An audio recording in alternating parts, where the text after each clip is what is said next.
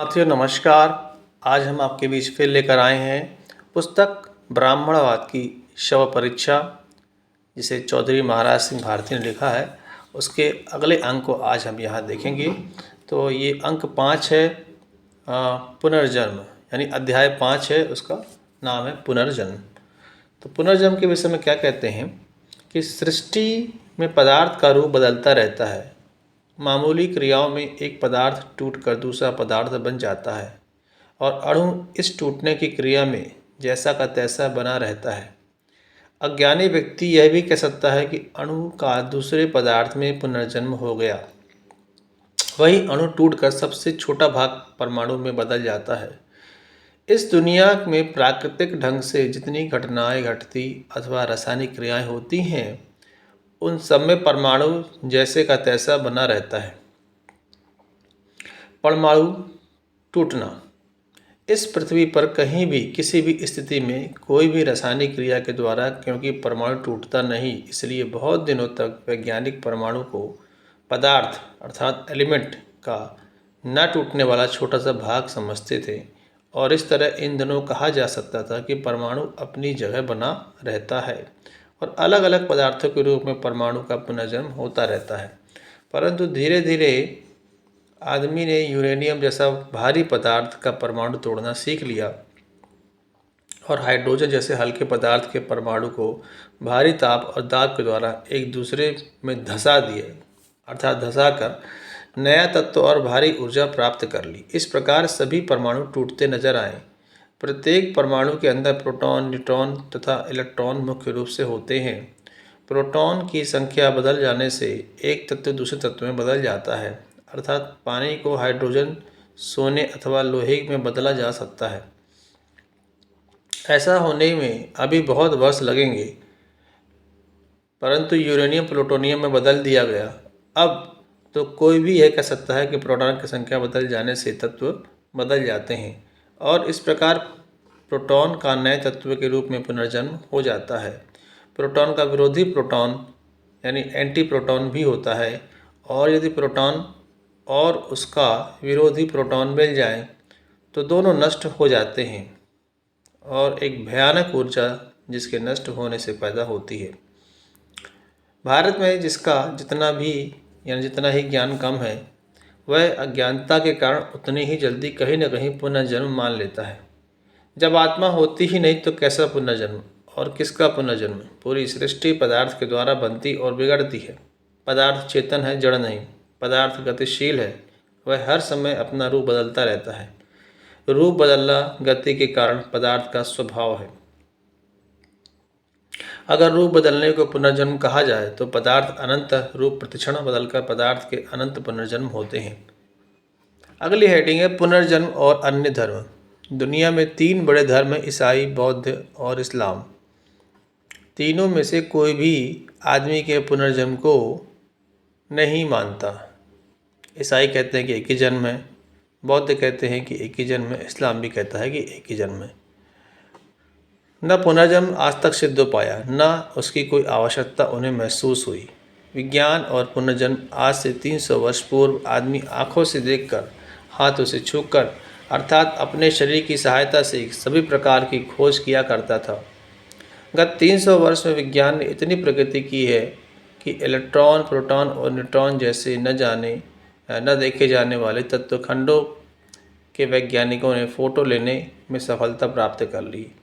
कभी कभी प्रकृति के नियमों के आधार पर गणित के द्वारा प्रश्न हल किए जाते हैं और उन सवालों को ठीक ठीक परिणाम निकल भी आते हैं। पेड़ पौधे और जीव जंतु किस प्रकार पैदा होते हैं, बढ़ते हैं और मर जाते हैं, इन सब बातों का सूक्ष्म अध्ययन वैज्ञानिकों ने किया, परंतु अभी तक आत्मा जैसा कोई तत्व पकड़ में नहीं आया और न ही सृष्टि को चलाने में किसी भी स्तर पर आत्मा की कोई आवश्यकता वैज्ञानिकों को महसूस हुई। अरबों खरबों परिस्थितियों में पदार्थ के भिन्न भिन्न रूप हो जाते हैं, उनमें पेड़ पौधे और जीव जंतु भी होते हैं। आगामी 20-25 वर्ष में वैज्ञानिक बनावटी जीवन बनाने में सफल हो जाएंगे।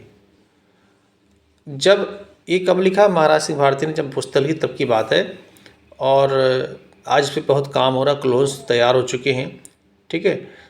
जब अभी तक आत्माओं का कहीं पता नहीं तो आत्मा के पुनर्जन्म का प्रश्न पैदा ही नहीं होता। ब्राह्मण और पुनर्जन्म, पुनर्जन्म और भाग्यवाद तथा जाति व्यवस्था ही ब्राह्मणवाद है। जाति व्यवस्था के द्वारा आदमी को ऊंच नीच बनाया जाता है। पुनर्जन्म और भाग्यवाद के द्वारा उस ऊंच नीच की व्यवस्था को किसी अदृश्य शक्ति अर्थात भगवान की व्यवस्था बताकर लोगों को डराया जाता है और विषमताओं को मानने व कायम रखने पर मजबूर किया जाता है। पुनर्जन्म का प्रमाण, मानव सभ्यता को विकसित हुए हजारों वर्ष हो गए, परंतु पुनर्जन्म का कोई ठोस प्रमाण अभी तक सामने नहीं आया। यूं तो अखबारों में पुनर्जन्म की अनेक घटनाओं का वर्णन भारत में छपता रहता है, परंतु मज़ेदार बात तो यह है कि एक और पुनर्जन्म का किस्सा सुनाने वाले लोग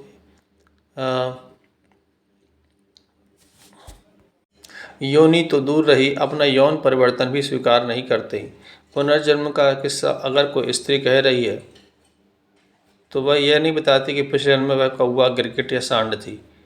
वह अपने को पिछले जन्म में ही माना और वह भी स्त्री ही बताती है। ऐसे ही पुरुष अपने पिछले जन्म में पुरुष ही बताता है। यह तो मैं नहीं कह सकता कि ऐसा कहने वाले सभी धूर्त झूठे हैं, परंतु ऐसा हो सकता है शुरू बचपन में जब बच्चे का मस्तिष्क विकसित होना शुरू होता है तब उसके अवचेतन मन में पास में बोले जाने वाले श्लोक, चौपाई आदि संस्कार रूप भर गए हों, या जानबूझकर किसी ने पिछले जन्म का किस्सा उसके नन्हे दिमाग में डाल दिया हो। परंतु एक बात पूर्ण रूप से सत्य है कि जिस दिमाग से हम सोचते हैं और बोलते हैं वह बीज के साथ नहीं आता। फिर पुनर्जन्म के किस्से केवल भारत में ही सुनने को मिलते हैं, दुनिया के और किसी देश में क्यों नहीं मिलते? क्या केवल भारतीयों में हिंदुओं का ही पुनर्जन्म होता है? इससे स्पष्ट है कि पुनर्जन्म एक कोरी कल्पना मात्र है। दिमाग का विकास, दिमाग के विकास के संदर्भ में क्या कहते हैं कि जब माँ के पेट में बच्चा जन्म लेता है उस समय उसका कोई दिमाग नहीं होता। धीरे धीरे जैसे शरीर बनना शुरू होता है वैसे ही दिमाग बनता है। पैदा होने के बाद खास तौर से पहले 3 वर्षों तक दिमाग का तेज़ी के साथ विकास होता है। यही कारण है कि कोई भी व्यक्ति अपनी माँ के गर्भ के अंदर उस पर क्या बीतती थी उसका वर्णन आज तक नहीं कर पाया और न कर ही पाएगा। परंतु लोग इस दिमाग से पिछले जन्म का रिकॉर्ड कैसे ढूंढ लेते हैं और गर्भ में आने से लेकर 3 वर्ष तक का रिकॉर्ड जो आसानी से याद रहना चाहिए फिर भी उन्हें नहीं ढूंढ पाते। जब दिमाग विकसित होकर कुछ पकड़ने लायक हो जाता है तब बच्चा बोलना सीखता है। जिस भाषा के वातावरण में वह रहेगा वही भाषा वह सीखेगा और उसी भाषा के माध्यम से उसका दिमाग काम करेगा। यह दिमाग और भाषा दोनों इस जन्म में काफ़ी दिनों के बाद विकसित होते हैं। फिर इस भाषा और दिमाग के पिछले जन्म की बात करना पूरी तौर से झूठ है। ब्राह्मणवाद में बहस नहीं चलती। जो बहस करने लगता है या तो उसे कई प्रकार से डराकर भयभीत कर दिया जाता है या फिर वह ब्राह्मणवाद में आस्था खो देता है। कोई पुनर्जन्म नहीं होता, परंतु पूंजीवादी व्यवस्था को भगवान की व्यवस्था बनाने के लिए पुनर्जन्म होगा, तभी तो भाग्य अलग अलग होगा। पुनर्जन्म और भाग्य पर भगवान का अधिकार होगा। इस प्रकार संसार में जितना दुख सुख दिखाई दे रहा है उस सबके लिए पिछले जन्म के अच्छे और बुरे कर्म और भगवान का दिया हुआ भाग्य जिम्मेदार है। भला आदमी इस व्यवस्था को कैसे बदल सकता है? यह तो भगवान की देन है। गाय ब्राह्मण की सेवा करने से भगवान खुश होता है, इसलिए गाय ब्राह्मण की सेवा करो ताकि दुख से छुटकारा मिले। सामाजिक, आर्थिक और राजनीतिक व्यवस्था को बदलने की न सोचें। इस जन्म में कुछ भी नहीं हो सकता। द्विजों के स्वेच्छा के बंधक बेगारी बने रहो और अगले जन्म में अपना कल्याण होने की बात सोचते रहो। पहले द्विजों की सेवा करके अगले जन्म में ब्राह्मण कुल में जन्म लेने की हैसियत बनाओ, फिर कल्याण होगा। अब देखिए कितना लोगों को उल्लू बनाते हैं इन सब चीज़ों को लेकर। वही यहाँ बता रहे हैं चौधरी महाराज सिंह भारती जी इस पुस्तक में। तो शूद्र कुल में जन्म लेकर कुछ भी करो, स्वर्ग मोक्ष प्राप्त नहीं होता। अतः स्वर्ग मोक्ष की ठेकेदारी भी द्विज के यहाँ पहुँच गई और पुनर्जन्म तथा भाग्यवाद ने शूद्रों को स्वयं अपनी ही निगाह में इतना गिरा दिया कि वह कुव्यवस्थाओं को चुनौती देने की बात भी नहीं सोच सकते थे। यानी देखिए यहाँ क्या कहना चाह रहे हैं कि ये जो बहुत सारे मिथक फैलाया जाता है, गाय और ब्राह्मण की सेवा करोगे तो परलोक सुधरेगा, अगला जन्म सुधरेगा, इससे क्या है आदमी बेगारी करने लगा। आज भी देखेंगे आप कि ब्राह्मणों के घर में कई लोग बेगारी करते हैं, उनके यहाँ कपड़े धो देंगे, बर्तन मांज देंगे, और कोई 100 रुपये काम करेंगे तो 10 रुपये देंगे तो खुश हो जाएंगे, बल्कि वो भी कहेंगे ना मिले हमें तो, क्योंकि आशीर्वाद मिलेगा। आशीर्वाद मिलेगा मतलब अगले जन्म की हमारी व्यवस्था होगी, हम अच्छा हमारा जन्म होगा, हमारा जीवन कल्याण होगा। ऐसा क्यों? क्योंकि उनके दिमाग में भर दिया गया है कि आप जब ब्राह्मण की सेवा करेंगे, ब्राह्मण को देंगे, तो आपका जीवन और अगला जन्म बेहतर होगा। तो अगले जन्म की गारंटी भी इनके पास दे दी गई है कि आपका जन्म कैसे होगा, कहाँ होगा, किस तरह से होगा, अच्छा होगा, बुरा होगा। आज अगर आप हम ब्राह्मण देवताओं को अच्छा दे रहे हो, अच्छा खिला रहे हो, अच्छा पिला रहे हो, बढ़िया अच्छी सेवा कर रहे हो, फ्री की सेवा कर रहे हो, तो आपका कल्याण होगा, और आप नहीं करते तो नहीं होगा। चौहान कहते हैं कि पुनर्जन्म एक ऐसी कल्पना है जिसे न किसी ने आज तक जाना, न कोई भविष्य में जान पाएगा। पुनर्जन्म को संसार के अन्य धर्म नहीं मानते, न उसे विज्ञान मानता है, परंतु असमानता पर आधारित ब्राह्मणवाद को चलाने के लिए शायद पुनर्जन्म की कल्पना आवश्यक थी, अन्यथा मानव समाज में शोषण को न्याय संगत सिद्ध नहीं किया जा सकता था। तो देखिए कितनी अच्छी बात कही चौधरी महाराज सिंह भारती ने। ये जो पुनर्जन्म है, इसको हमारे देश में ये जो ऊंच नीच है कि एक जाति बड़ी हो गई, फिर छोटी, फिर छोटी, फिर बहुत छोटी, तो ये जो असमानता है इसको बताया गया है। इसका आधार पुनर्जन्म है, मतलब पिछले जन्म के आपने पाप किए थे तो इस जन्म में आप छोटी जाति में पैदा हो गए, और पिछले जन्म में आपने अच्छा काम किया तो आप ऊंची जाति में पैदा हो गए।